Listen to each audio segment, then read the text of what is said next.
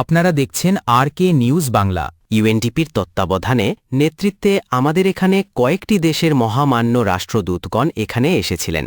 আমাদের কাছে জানতে চাওয়া হয়েছিল যে আমরা আইন শৃঙ্খলা পরিস্থিতি কিভাবে নিয়ন্ত্রণ করব। আপনারা জানেন যে আমরা প্রতিনিয়ত সিওক মিটিং করে যাচ্ছি বিভিন্ন ধরনের আইন শৃঙ্খলা রক্ষাকারী বাহিনীর সাথে।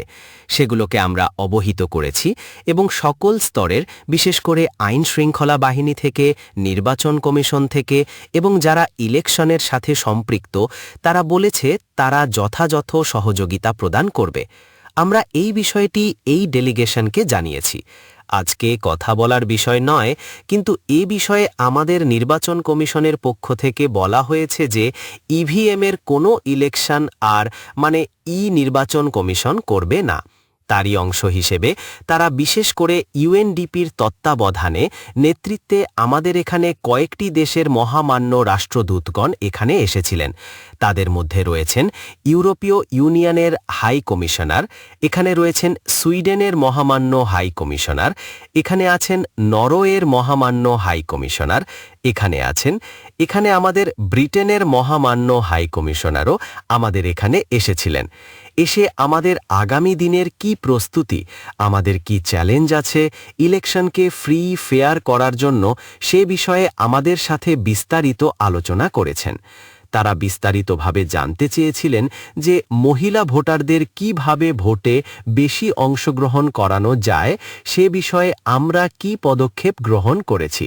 আমরা সেখানে বলেছি যে আমরা অবিরত মহিলাদেরকে তাদের মতাধিকার প্রয়োগের জন্য সাহায্য করে যাচ্ছি।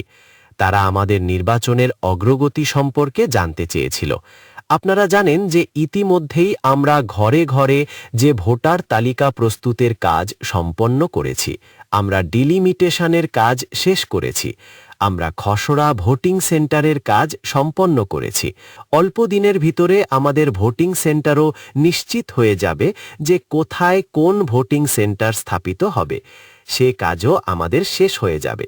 আমরা মহিলাদের জন্য বিভিন্ন ধরনের আউটরিচ ক্যাম্পেইন, অর্থাৎ তাদেরকে সচেতন করে তোলার জন্য যে পদক্ষেপগুলো গ্রহণ করেছি এবং দ্বিতীয়বার যে পদক্ষেপ আমরা দিয়েছি, সে বিষয়ে আমরা বিস্তারিত আলাপ করেছি।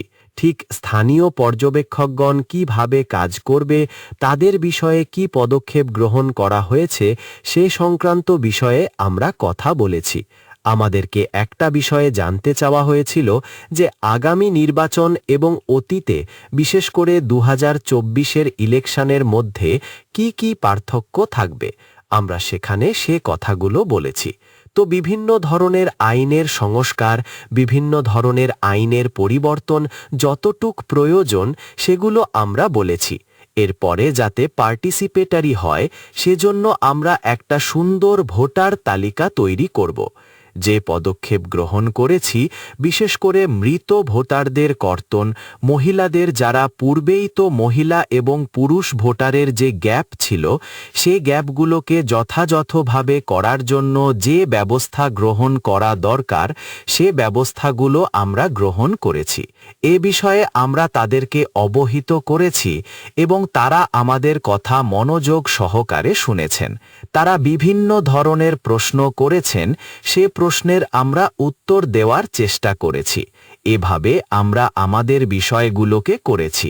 তারা আমাদের বক্তব্য দ্বারা সন্তুষ্ট হয়েছেন এবং আমাদের এই ইলেকশন একটা সুন্দর ইলেকশন হোক, ফ্রি ফেডারেবল ইলেকশন হোক, সেটা আমাদের কাছ থেকে প্রত্যাশা করছেন এবং তারা আমাদের এই অগ্রগতিতে সামিল হয়ে আমাদের পাশাপাশি থেকে তারা কাজ করার জন্য আশ্বস্ত করেছেন।